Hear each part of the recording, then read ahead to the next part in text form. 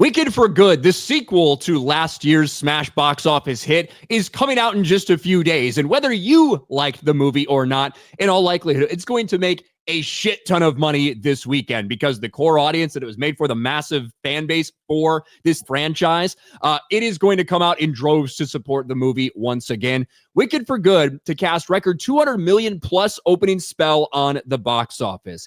It is projected to outperform fairly significantly, potentially, the first one's opening weekend. I think it'll have a similar overall run, but I do think more people have bought it up front and are going to go see it opening weekend. But with that always comes some cringe because Ariana Grande and Cynthia Erivo, it seems like every time they're in public, they can't help but do something that causes a stir or causes something to go viral on Twitter. And certainly Cynthia Erivo being named Man of the Year by GQ caught a lot of people's eyes in a very bad way. But then we heard something interesting. With all of these cringe things we've seen from them over the past 2 years during these PR tours and all that stuff, we got a big announcement just days before this movie is set to release. Cynthia Erivo and Ariana Grande skipping interviews at Wicked for Good New York premiere. So I was skipping interviews. What the fuck's going on? And then we get this report. Cynthia Erivo has lost her voice and will not be doing interviews at the Wicked for Good premiere in New York tonight, Variety reports.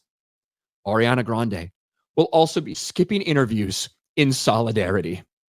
Now, although that means we won't have a bunch of cringe clips, that started a lot of discussion points about this entire thing and about whether she really lost her voice. Were they really skipping in solidarity?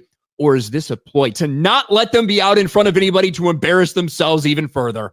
Universal halts weird Wicked press tour as Erivo loses her voice and Grande stands down in solidarity.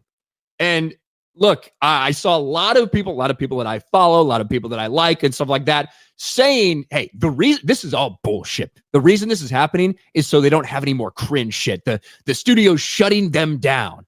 And look, there's a lot of cringe shit with these two. There is no fucking doubt about it. We saw it all last year in the lead up to Wicked. We have seen it in interviews with them and appearances this year.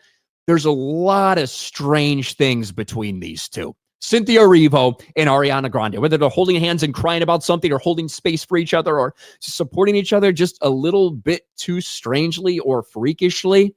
It's been weird. There is no other way around it, that it has been fucking weird.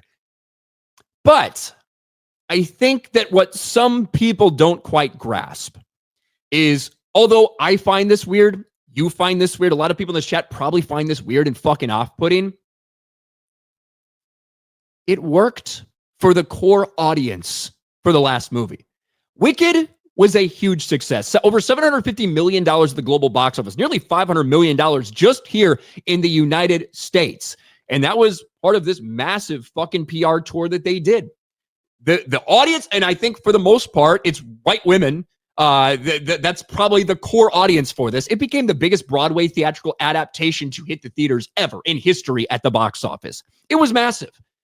And I think for a lot of the people, and I saw Alan talking about it here, the press tour is making people not want to see the film Wicked. Everything they said is not in the film. This news is the best thing that could ever happen. Now, he is not saying that the studio did it, but some other people have been saying that. Some other people like, the studio shut it down so it's not a disaster like it was the last time.